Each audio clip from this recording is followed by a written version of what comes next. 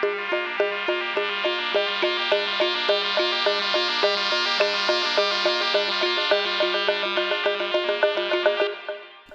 minasan, konnichiwa. O hisashiburi desu ne. Bonjour tout le monde. Moi, c'est Yacine et vous écoutez le Japodcast. Dans l'épisode du jour, j'ai le plaisir d'échanger avec Aline Cukor, traductrice de manga. Aline nous raconte son parcours personnel et professionnel et je la questionne sur les caractéristiques de son activité. Nous explorons les particularités de la traduction de la langue contenue dans les mangas, ce qui nous permet d'aborder plusieurs points linguistiques propres à la langue japonaise. Pour finir, Aline nous propose une petite sélection de mangas à découvrir parmi ceux qu'elle a pu traduire. Vous êtes prêts ? Alors c'est parti, ikimashou!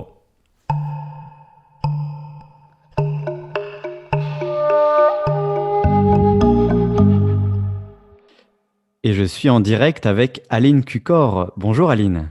Bonjour. Merci beaucoup d'être présente pour nous partager ton expérience de traductrice de manga. Est-ce que tu veux te présenter un petit peu à nous, s'il te plaît ? Oui, alors donc je m'appelle Aline Cukor. Je suis traductrice de manga depuis 2013. Moi, en ce qui me concerne, j'ai fait mes études, j'ai fait une licence de japonais à l'université de Lille. Et ensuite, j'avais commencé un master de linguistique, donc qui était destiné à la recherche. Entre-temps, je me suis rendu compte que je voulais pas faire de la recherche, je voulais autre chose. J'avais déjà la traduction de manga en tête. Et donc, je pensais à une réorientation, mais j'avais postulé pour une bourse au Japon entre-temps et j'ai été prise. Donc, je suis partie 6 mois au Japon où j'ai eu des cours de japonais intensifs et du temps pour mener mes propres recherches en linguistique. Et après, quand je suis revenue, j'avais 2-3 masters potentiels en tête et finalement, j'ai trouvé directement du boulot dans la première boîte pour laquelle j'ai travaillé, qui est Boys Love IDP, et j'ai été prise. Donc, depuis ce moment-là, finalement, j'ai pas fait de master et ce n'est pas indispensable, on va dire, pour la traduction, même si ça peut être un plus. Donc voilà, depuis ce moment-là, je travaille en tant que traductrice et aujourd'hui, je travaille pour plusieurs maisons d'édition, notamment Kana, Komiku, Kiyun, Akata, toujours Boys Love IDP, j'ai travaillé pour Black Box. Donc voilà, je m'en sors pas trop mal, on va dire. Ouais, j'imagine que vous n'êtes pas si nombreux dans le milieu à vous en sortir. Est-ce que tu as une idée un petit peu de tes collègues, du nombre de traducteurs de manga qui existent? Est-ce que vous partagez un petit peu entre traducteurs de manga? Alors, à vrai dire, j'en connais pas beaucoup, enfin de noms, il y a des noms que je reconnais évidemment. C'est clair on doit pas être 1000. Surtout dans mon cas, enfin moi je suis belge, donc en Belgique, je pense qu'on doit être, 2 ou 3 ou bon pas beaucoup plus et en France, oui, c'est quand même assez limité au niveau des places donc voilà, faut persévérer mais ce n'est pas inaccessible, d'autant que, il y a toujours de la demande à ce niveau-là donc finalement, il faut quand même renouveler les traducteurs donc voilà. J'ai pas trop d'échanges avec d'autres traducteurs, mis à part, il y a une nouvelle maison d'édition qui vient de commencer il y a pas très longtemps qui s'appelle, Mangetsu, qui n'a pas encore publié, sa première série, mais c'est pour bientôt et eux, ils ont créé un Discord, en fait. Donc on a différents forums pour les différents titres et on a un forum notamment, entraide, traduction. Donc on peut échanger, entre nous si on bloque un peu sur certains titres. Donc ça, c'est une initiative, plutôt sympa, je trouve. Ouais, c'est vrai que le travail de traducteur en général, pas uniquement de manga, c'est un boulot très solitaire. Alors il existe, quelques syndicats, un syndicat des traducteurs en général, un syndicat des traducteurs littéraires en France en tout cas.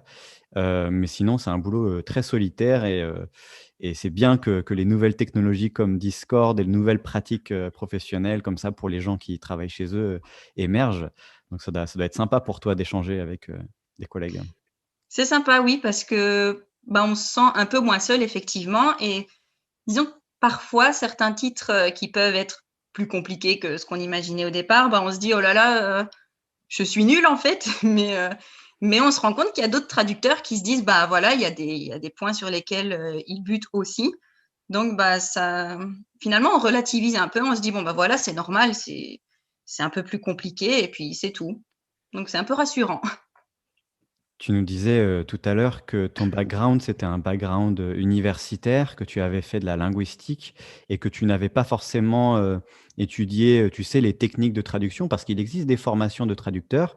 Alors à ton avis, pour être, traducteur, traductrice de manga, est-ce qu'il y a des compétences techniques à avoir ou c'est uniquement des compétences culturelles et linguistiques à avoir? Alors, il y a les compétences culturelles et linguistiques, c'est sûr. Bah, disons qu'après, au-delà de la langue, qu'on apprend, il y a le français qui est vraiment, très, très important et je pense que bon, les cours en traductologie, enfin dans les licences ou masters de traduction, bah, il y a énormément de français, donc ça, j'ai pas eu. Mais bon, on peut toujours apprendre, par soi-même. Il y a de très bons bouquins, notamment pour l'examen, Voltaire. Donc il y a beaucoup de choses qu'on peut faire par soi-même. Alors oui, c'est un plus. Au début, je l'ai un peu regretté. Je me disais: «Il faudrait peut-être quand même que je refasse ça sur le côté» et puis après je me suis dit: «Bon, bah, c'est peut-être pas d'énormes lacunes». Enfin, il y a peut-être moyen de combler soi-même, mais je pense qu'il y a un moment, c'est aussi une question de feeling. Comment on ressent, un texte ou même un auteur. Parfois, ça passe mieux ou ça passe moins bien et bah, à ce moment-là, ben, je pense que ça, on n'apprend pas ça s'apprend pas dans les cours et on peut très bien avoir un très bon feeling pour la traduction sans l'avoir appris. Ah, c'est très intéressant cette idée de feeling et de rapport particulier du traducteur avec, l'auteur qu'il ou elle traduit. Du coup, j'ai une autre question, par rapport à ce que tu disais dans ta présentation. Est-ce que toi, tu étais déjà très bercé dans le monde des mangas avant de commencer? Est-ce que tu disais que tu voulais traduire des mangas, ça veut dire que tu es toi-même une grande lectrice, une grande connaisseuse de mangas ou pas? Alors, j'en lis depuis que je suis, fin de collège, lycée. Bon, moi, j'habite à la campagne, donc au début, dans les librairies près de chez moi et tout ça, on n'en trouvait vraiment pas du tout.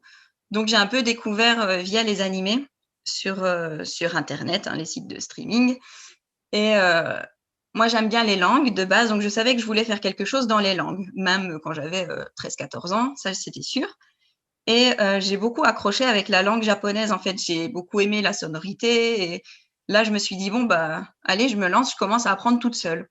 Donc j'ai appris un peu en autodidacte, jusqu'à mon entrée à l'université et là, bah, après avoir découvert quelques animés, je me suis mise au manga et oui, j'ai tout de suite bien aimé et comme j'en lisais, beaucoup, je me suis dit: «Oh, ce serait vraiment bien si je pouvais allier un peu, les études ou le métier que je veux faire plus tard qui est lié aux langues, l'associer à ma passion qui est, les mangas». Donc finalement, j'avais un peu cet objectif en tête quand même depuis le lycée. Je me disais: «Ah, j'aimerais bien, enfin mon rêve, c'est d'être traductrice de manga», même si, j'essayais de garder un peu les pieds sur terre en mode, ben, voilà, c'est un milieu assez bouché et je sais pas trop ce que je vais pouvoir faire, même au niveau des études, parce qu'en Belgique, il y avait pas de japonais, donc j'ai dû aller en France. Donc c'était assez vague à l'époque, mais voilà, comme quoi il faut toujours croire en ses rêves et ne pas avoir peur des difficultés.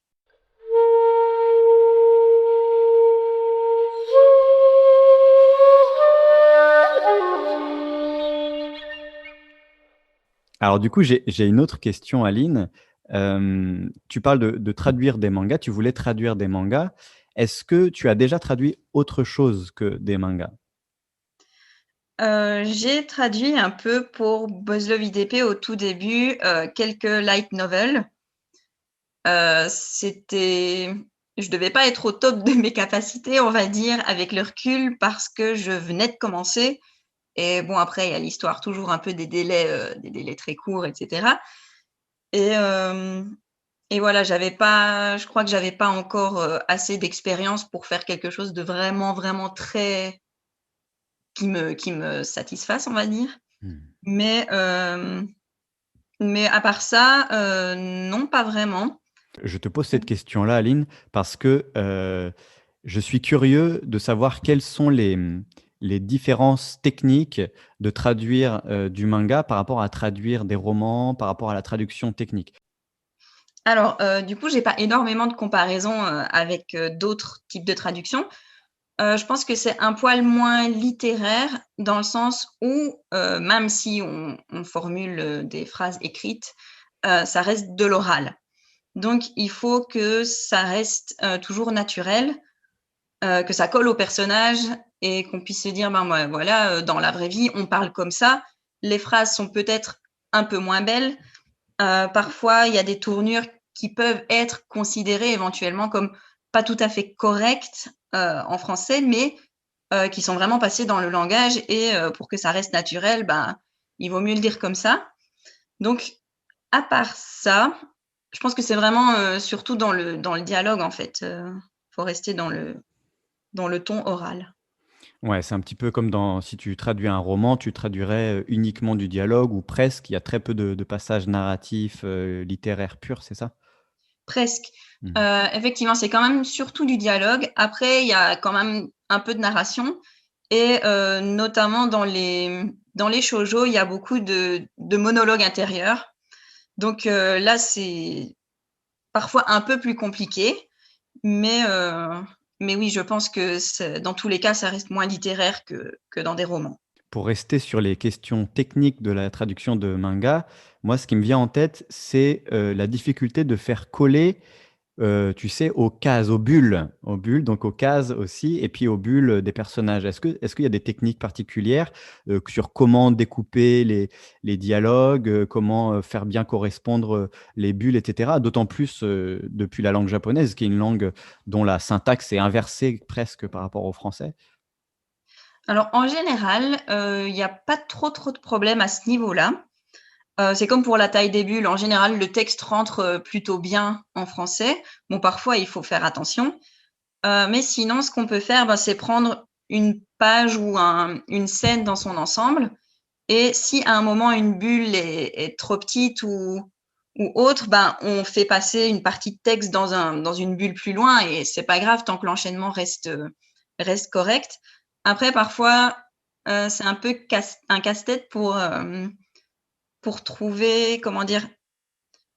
Une phrase assez naturelle puisque en japonais, ben, bon, il y a souvent des passages où ils veulent faire durer un peu le suspense et le point central de la phrase en japonais, il vient en dernier. Mais en français, on est obligé de le mettre plus au début. Donc souvent, il faut essayer de tourner la phrase différemment pour que même si ça reste dans le début, il y a une partie du suspense qui continue, on va dire, ou tourner la phrase pour qu'il y ait un équivalent. Donc, à ce moment-là, peut-être s'éloigner un peu plus du texte en japonais, mais pour que la révélation se fasse dans la même bulle que la révélation en japonais. Donc, oui, ça, parfois, il faut réfléchir, même si, en général, c'est pas un trop gros problème. Ouais, j'imagine que la difficulté, comme dans tout travail de traduction, c'est de trouver le bon équilibre entre retranscrire l'esprit du texte original et heu et en même temps avoir un français qui est lisible, naturel et pas trop décontenançant pour, les lecteurs et lectrices. Ouais, ouais, il faut quand même pas mal adapter. Et ça, notamment aussi dans tout ce qui est jeu de mots, en fait, jeu de mots et blagues, heu, comment dire? Il faut essayer de trouver des équivalents et à ce moment-là, ben, parfois, on peut pas rester vraiment collé au texte.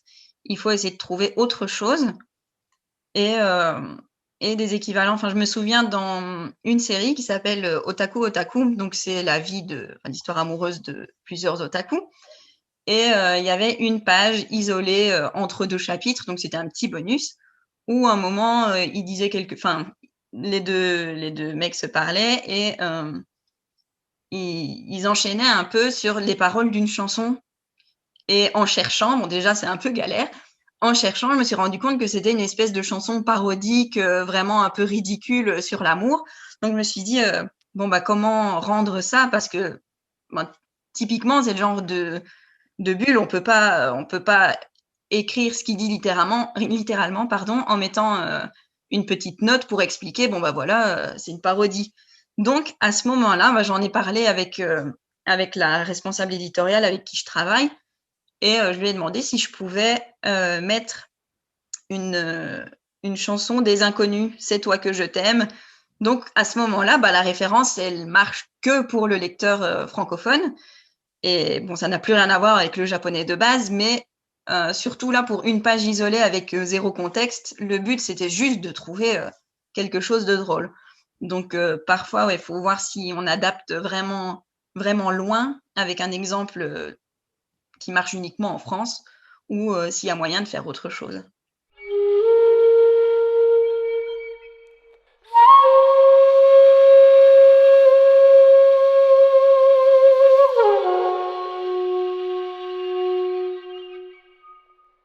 Et je sais que dans les mangas, il y a quelque chose qui est vraiment particulier et très propre à la langue japonaise parce que le manga est avant tout un support, une bande dessinée japonaise. Donc, on les traduit surtout depuis le japonais, même s'il commence à émerger, je crois, des mangas faits par des Français, peut-être des Italiens, etc.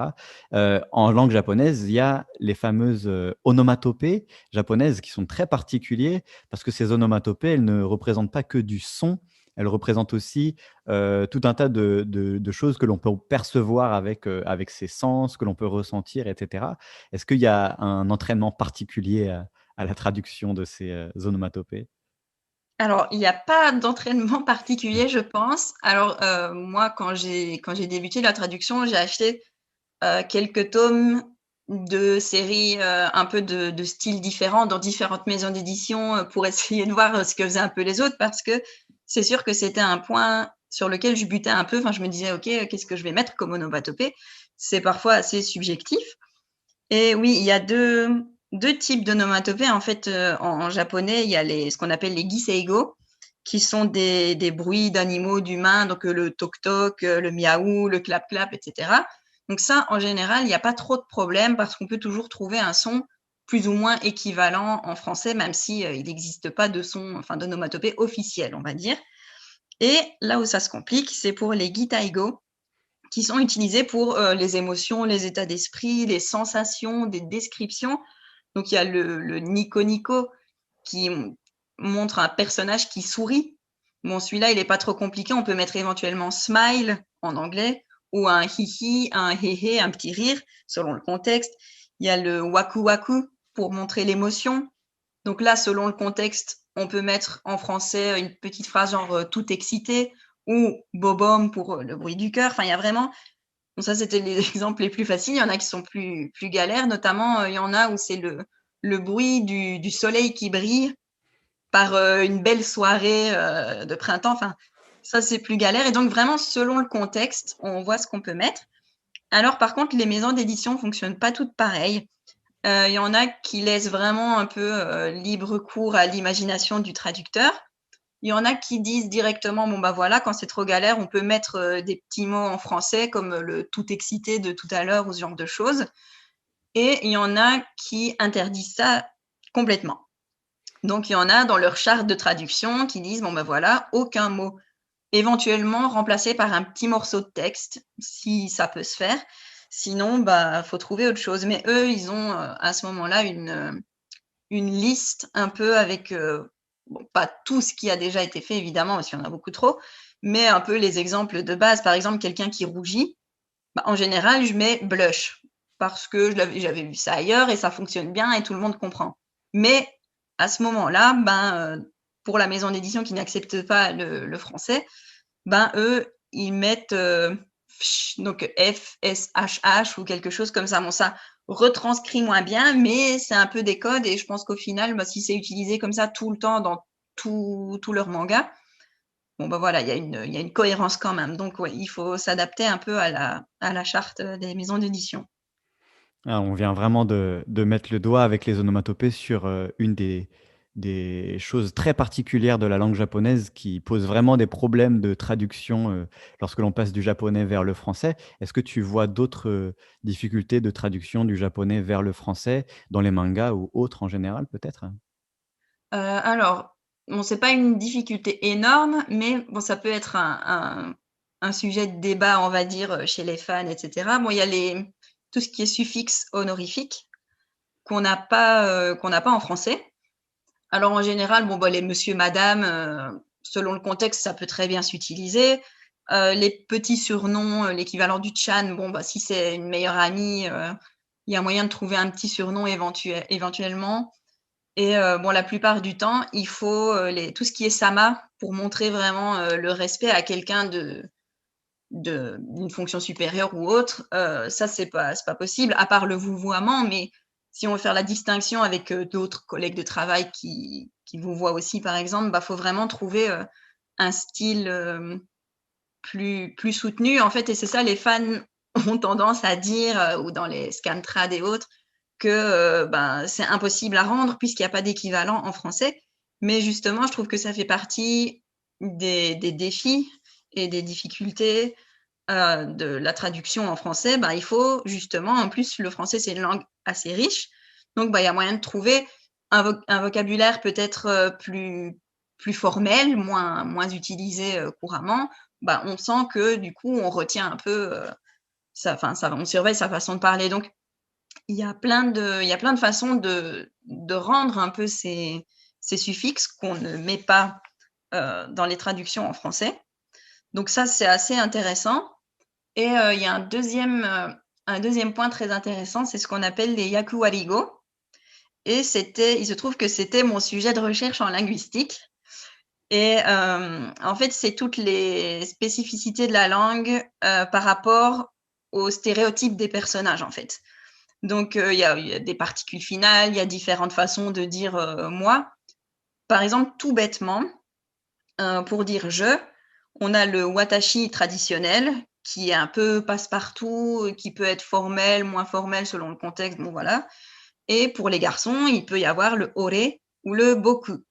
Le ore montre quelque chose, une personnalité plus extravertie, un peu impétueuse, ce genre de choses, alors que le boku, en général, c'est un garçon plus sage, plus timide, plus renfermé, bon, sans aller dans les excès ni d'un côté ni de l'autre, évidemment, mais ça montre quand même un peu des différences de personnalité qu'il y a aussi moyen de retranscrire en français différemment, évidemment, puisque nous, on n'a pas de particules finales ou autre, mais il y a tout un jeu à faire là-dessus. Disons qu'en lisant la façon de parler d'un personnage japonais, on peut cerner sa personnalité et essayer de se mettre dans la peau du personnage pour, en se disant, voilà, moi, si j'étais comme lui, si j'avais cette personnalité-là, qu'est-ce que je dirais à ce moment-là, comment je réagirais. Et ça vaut pour montrer des caractéristiques physiques ou de la personnalité de personnage. Mais il y a aussi certains yaku-warigo qui sont utilisés pour montrer le rôle du personnage dans le scénario. Donc, par exemple, il y a une certaine façon de parler qui s'appelle le hakasego pour les personnages un peu plus vieux. Souvent, c'est des professeurs ou des scientifiques ou quelqu'un qui a un rôle de mentor. On peut retrouver, bon, c'est assez rare, mais on peut retrouver des mangas ou des animés où des personnages jeunes, des lycéens, vont avoir cette façon de parler. Et du coup, en lisant ça, on sent que ce personnage-là, il va avoir ce rôle-là, en fait. Il va quand même avoir le rôle de mentor, de guide, un peu pour le héros. Donc, il y a aussi moyen de jouer là-dessus en le faisant parler de temps en temps, un peu comme le guide spirituel ou autre. Donc voilà, c'est tout un jeu à faire, mais c'est plutôt sympa. Ah, c'est complètement lié à la question que j'avais en tête aussi, tout à l'heure, par rapport à ton passif, et tes compétences en linguistique japonaise. À quel point ces compétences en linguistique, t'aident. Visiblement là, la sociolinguistique des registres de langue et des stéréotypes, du langage et cetera, t'aide pas mal pour la traduction de manga. Est-ce que c'est le cas des autres traductions que tu peux lire ou, c'est quelque chose que tu as développé toi avec ce background-là? Je pense que les yaku-warigo, c'est quand même assez connu et même si on les connaît pas tous parce que, il y en a vraiment, beaucoup, mais il y a quand même sans pouvoir mettre un nom, comme tout à l'heure j'ai dit, c'est le hakasego où il y a le Ojo Sama Kotoba pour les filles de bonne famille qui se la pètent un peu, ce genre de choses.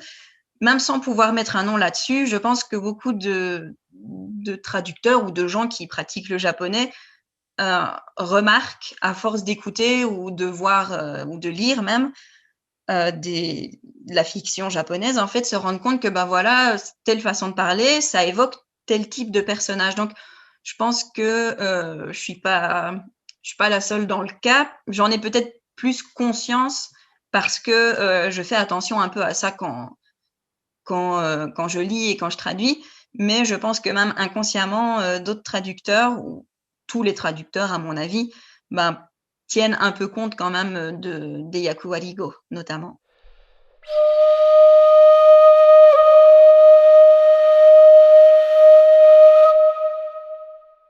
Aujourd'hui, est-ce que tu lis tous les mangas, les nouveaux mangas que tu veux lire, que tu veux découvrir, lire pour ton plaisir en japonais? Ou est-ce que tu en lis encore en français? Et quand tu les lis en français, est-ce que tu ressens des choses différentes entre la version japonaise, ceux écrits en japonais, ceux traduits en français?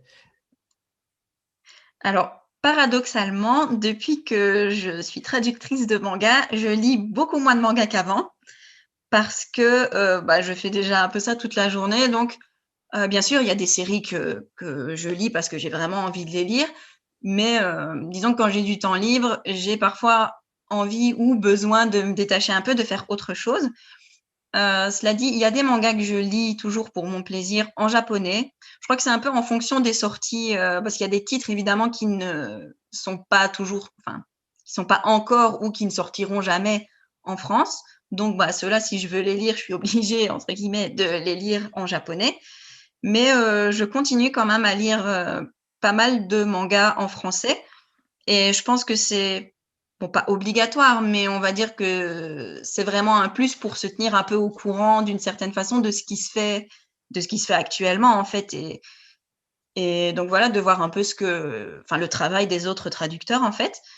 Par contre, depuis que je suis traductrice aussi, heu, j'ai plus ma relation au manga, à la lecture de manga n'est plus exactement pareille, en fait. On va dire que, bah, quand je lis, je réfléchis, je me dis: «Bah, ça, en japonais, c'était peut-être ça» ou «Ah oui, il l'a traduit comme ça, c'est vrai que c'est pas mal, à noter dans un coin de ma tête pour une prochaine fois» ou bah, il y a des expressions, ce genre de choses que je me dis: «Ah bah, c'est pas mal» ou au contraire, bon, c'est pas une critique, hein, parce qu'évidemment la traduction, c'est toujours très subjectif, mais au contraire, je me dis: «Ah bah ça, je l'aurais peut-être pas tourné comme ça» ou mais bon voilà. Donc oui, je suis un peu, la lecture peut être, un poil moins fluide, on va dire. C'est le biais, professionnel qui revient à la charge, hein, forcément. Et Exactement. et du coup, tu nous as dit tout à l'heure que tu traduisais des mangas depuis, 7 ou 8 ans, depuis 2013, quand même Mmh. une belle carrière déjà aujourd'hui. Est-ce que tu as vu des évolutions particulières dans soit les différentes traductions, soit dans le volume de traduction, le nombre de traductions, sur les lecteurs? Qu'est-ce que tu as perçu dans la dynamique là sur ces 7-8 ans, pour le manga? Alors, bah, disons que moi, de mon côté, j'ai pas mal évolué, ça j'en suis bien consciente et je crois que j'aurais honte un peu de relire, mes premières traductions. Mais globalement, il y a toujours, des petites expressions, forcément celles qui sont un peu plus dans l'air du temps, bah, qui passent à la trappe au fil des années et d'autres qui émergent. Bien que en général, je pense que la plupart des traducteurs évitent d'utiliser bon après il y en a toujours, hein, mais d'utiliser des termes qui sont vraiment, enfin on le sent, hein, le terme qui aura du succès, le langage, Jones pendant 1 an et puis qui sera totalement démodé. Donc ce genre de choses, c'est quand même à éviter. Donc je pense que, on sent quand même pas trop, l'évolution, on va dire, de la langue, toujours un peu évidemment, mais au fil des années, bien que, bah, je pense qu'au fil du temps, même si c'était déjà le cas quand moi j'ai commencé, les maisons d'édition, je pense, sont de plus en plus strictes, on va dire. Enfin, elles s'investissent vraiment, vraiment, heu, comparé surtout à quand les premiers mangas sont sortis. Moi, je pense que les traductions, c'était un peu plus enfin, les traducteurs avaient peut-être moins de délai, c'était un peu un credo en mode: «Bon, bah, voilà, on va tester, voir si ça marche ou pas le manga, mais on n'investit pas trop là-dedans, donc voilà». Alors que maintenant, bah, c'est vraiment un marché très important et les maisons d'édition demandent des traducteurs vraiment, très compétents. Ils ont des relecteurs, qui passent derrière, qui sont aussi très compétents, donc ils sont vraiment plus pointilleux. Donc je pense que le niveau général des traductions au fil des années, a quand même augmenté. C'est de meilleure qualité, on va dire.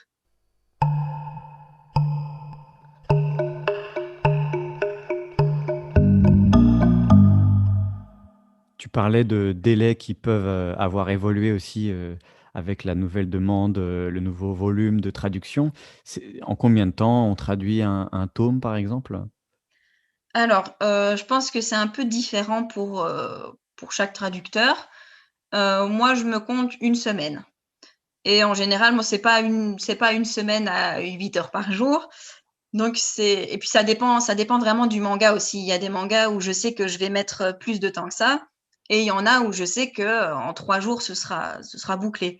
Mais, ouais, la plupart du temps, je me compte une semaine et après, bah, je garde quand même du temps, c'est pas une semaine de traduction, mais on va dire à peu près 4 jours et après, il y a quand même pas mal de temps pour les relectures, après la traduction, juste après et puis la relecture finale où on reprend vraiment l'ensemble.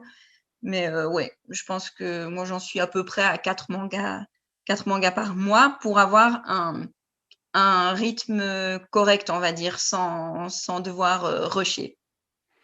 Ouais, donc mis bout à bout, ça fait pas mal de mangas à ton actif alors et tu comme tu as fait des études, universitaires aussi, tu as appris la recherche et je pense que la recherche, ça fait partie, du travail de traducteur de manga parce qu'il y a des mangas qui sont quand même très spécifiques au niveau de certains domaines, même au niveau scientifique. Enfin, il y a des mangas, très pédagogiques aussi qui apportent, plein de connaissances sur tout un tas de domaines. Donc j'imagine que tu dois parfois traduire des termes, que tu connaissais pas, donc il y a pas mal de recherches, non?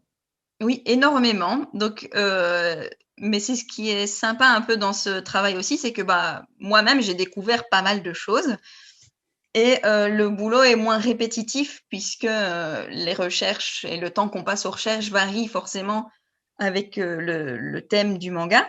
Donc ouais, j'ai fait pas mal de choses, j'ai fait, de la traduction d'une série sur le jeu d'échecs. J'ai fait une série historique pour le coup, vraiment en 3 tomes qui se passe au XVe siècle en Italie. Donc c'est un voyage, c'est la traversée de la mer Égée avec, les invasions ottomanes, tout ça, enfin vraiment, historique et l'histoire, c'est pas du tout mon domaine. Donc là, j'ai dû faire beaucoup, beaucoup de recherches.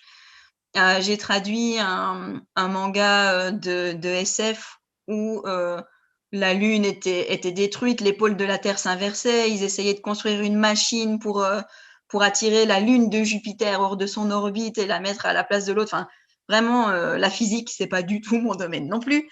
Donc, ouais, j'ai fait pas mal de recherches et disons que pour faire de la traduction de manga, il faut, comment dire? Il faut être, ouvert d'esprit et ne pas avoir peur de s'intéresser, à différents sujets.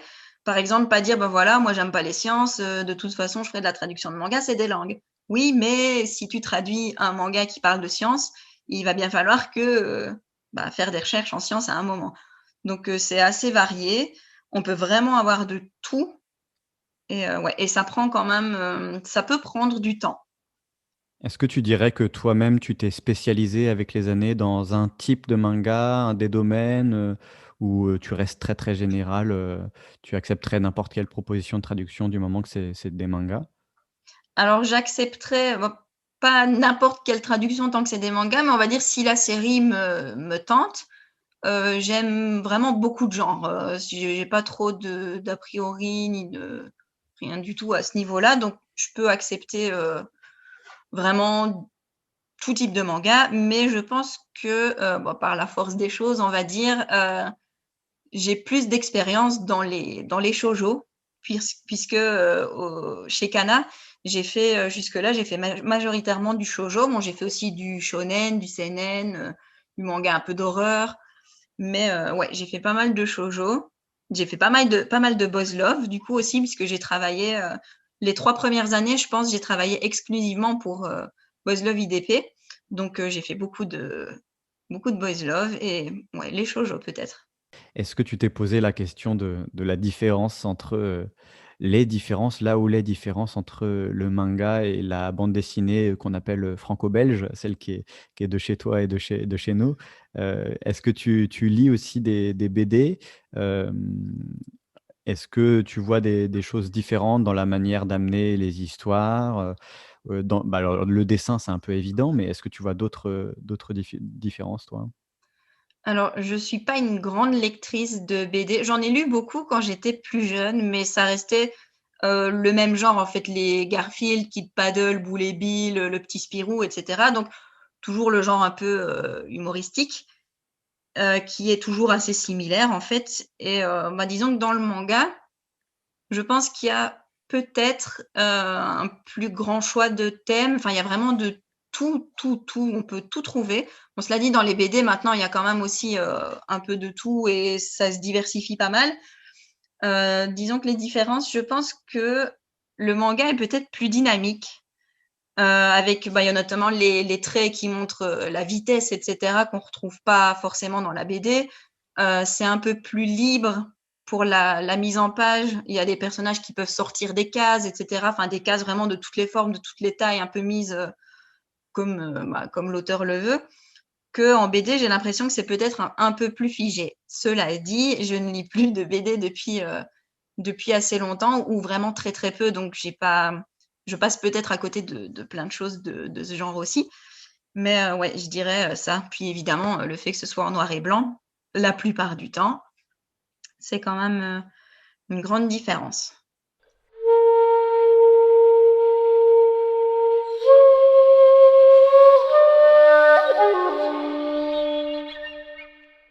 Une dernière petite question, est-ce que tu as des mangas à nous conseiller parmi ceux que tu as traduits, par exemple? Alors, il y a plusieurs séries.